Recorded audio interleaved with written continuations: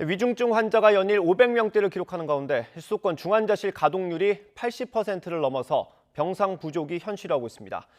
방역당국은 종합병원에 행정명령을 내려서 다음 달부터는 병상을 확보한다는 계획인데 의료 현장에선 시설이나 인력 문제 등을 호소하고 있습니다.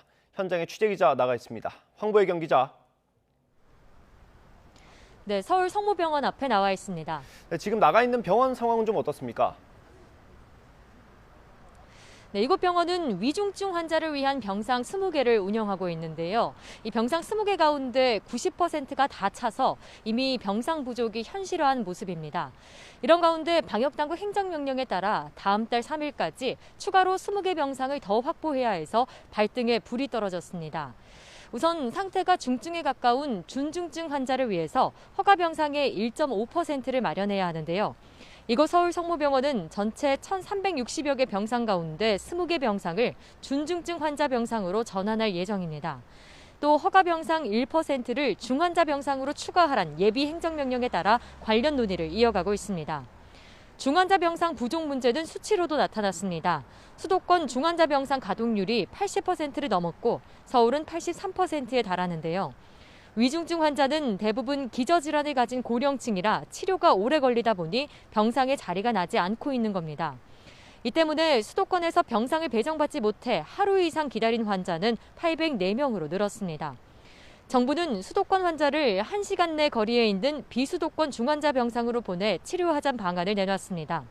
또 거점 전담병원 3곳과 감염병 전담병원 4곳을 추가로 지정해 670개 병상을 확보하고 필요한 의료 인력을 충원하겠다고 밝혔습니다. 다만 의료 현장에선 코로나19 전담병실을 위한 시설 공사에만 최소 몇 주가 걸리는 데다 장비나 인력 수급에도 어려움이 있다고 호소하고 있습니다. 네, 그럼 수도권의 집단 감염 상황은 좀 어떻습니까?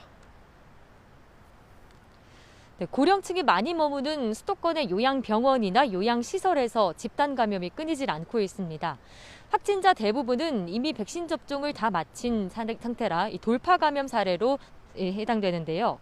인천 남동구 요양병원에서도 종사자가 처음 확진된 뒤 환자 90명을 포함해 125명이 집단 감염됐습니다.